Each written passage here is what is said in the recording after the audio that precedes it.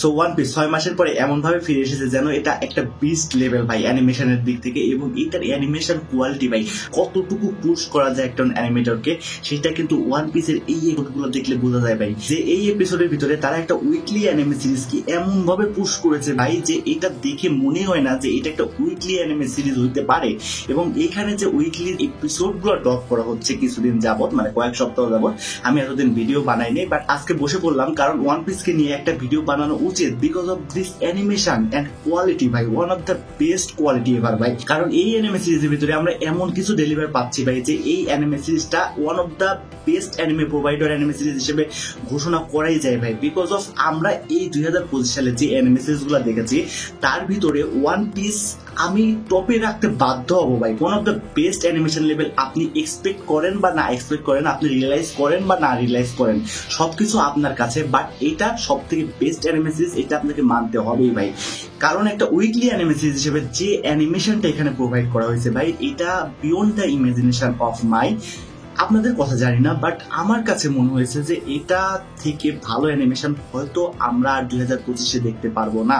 এখন আমি জানি না যে ডিমন স্লেয়ার কি করবে, but it is the best. So এইখানে আমরা মূলত দেখতে পারি যে কিজারু ভার্সেস লুফির যে একটা ব্যাটেল, এন্ড এই ব্যাটেলের ভিতরে ভাই যে কিভাবে পুশ করা হয়েছে অ্যানিমে সিরিজটাকে, কিভাবে অ্যানিমেশন থেকে পুশ করা হয়েছে। এবং আমি একটা জিনিস বলতে পারি যে এখানে যে আমরা মাঙ্গা প্যানেল গুলো দেখছিলাম, এই মাঙ্গা প্যানেল তুলনায় অ্যানিমে সিরিজের অ্যানিমেশনটা অনেক বেটার ছিল ভাই, বেস্ট ছিল, বেটার না বেস্ট ছিল ভাই। এখন এখানে আমার একটা জিনিস বলতে হয়, এর আগে যখন কিজারুর সাথে আমরা ফাইট করেছিলাম, মনে আছে ওইখানে একটা কথা, তো ওইখানে কিন্তু আমাদের লুফি এতটাই হেল্পলেস হয়ে পড়েছিল যেখানে সে কান্না করতেছিল লিটারেলি, যে তার এখানে করার মতো কিছু নেই। এবং সেইখান থেকে এই অবস্থানে চলে আসছে যে সে কিজারুকে কোনো কিছু গোনার টাইমই দিচ্ছে না ভাই। যখন কিজারুর সাথে ফার্স্ট তার মিট আপ হয় তখন তার অ্যাটাক ভাই ওয়ান অফ দ্য বেস্ট লাগছে আমার কাছে। সে কিজারুকে বলে যে আমরা এখন ওই লেভেলে নেই যে লেভেলে তোমরা আমাকে মনে করতেছো, এবং আমরা ওইখান থেকে 100x পর্যন্ত এখন পুশ করতে পারি নিজেকে। ভাই এই লাইনটা শোনার পরে কিজারু হেল্পলেস মনে করতেছিল নিজেকে।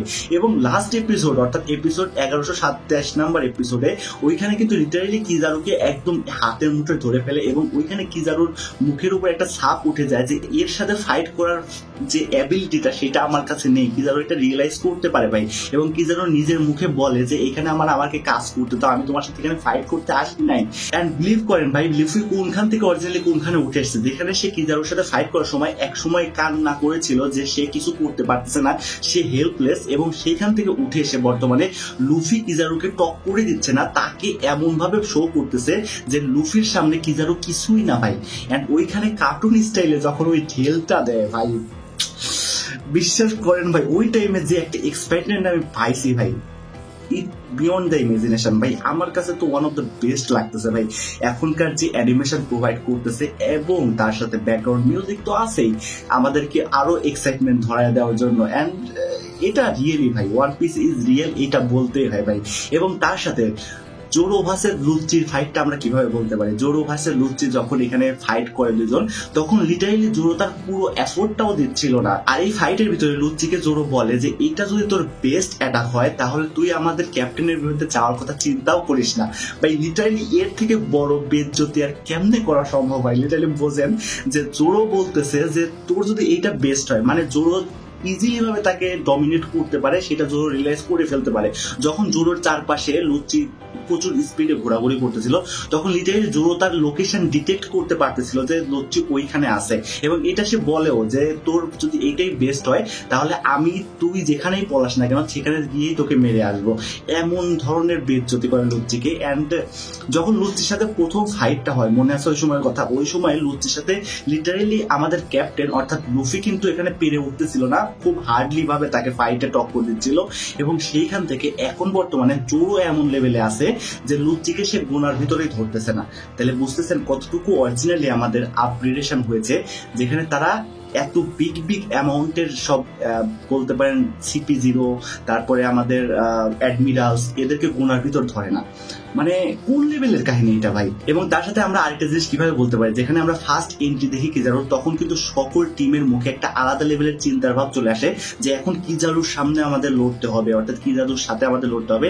যেখানে তারা যখন ওই যে কিজারুর সাথে ফাইট হয়েছিল ওই সিনটা মনে করতে থাকে এবং মনে করে যে কিজারু অরিজিনালি কতটুকু পাওয়ারফুল। কিন্তু এখানে যখন আমাদের টিম আমাদের ক্যাপ্টেনের লেভেল আপটা অরিজিনালি দেখে এবং বুঝতে পারে যে অরিজিনালি কিজারু এখন লুফির লেভেলে নেই, তখন সে অরিজিনালি বুঝতে পারে যে আমরা কি নিয়ে টেনশন করতেছি। এটা টেনশন করার কোনো কারণই না, কারণ আমাদের ক্যাপ্টেন আছে এন্ড আমাদের ক্যাপ্টেন এখন বর্তমানে একজন এম্পায়ারর। এন্ড এই এম্পায়ারর জিনিসটা ভাই হোল অ্যানাদার লেভেল। মানে বুঝতে পারতেছেন, লুফি একজন এম্পায়ারর এবং একজন এম্পায়াররের সামনে একজন অ্যাডমিরাল দাঁড়ায় আছে, এবং যেখানে একজন এম্পায়ারর এতটা বেশি স্ট্রংগেস্ট যে একজন অ্যাডমিরাল তার সামনে তাকে কিছুই মনে করতেছে না, নিজেকে একজন ছোট মানুষ মনে করতেছে পাওয়ারের তুলনায়, সেখানে আমরা কি নিয়ে টেনশন করতেছি। এবং এই জিনিসটা কিন্তু আমাদের টিমের মুখের উপরে ফুটে ওঠে, যেখানে আমাদের লুফি কিজারুকে জাস্ট ওয়ান হ্যান্ডেডলি ধরে ফেলে ভাই।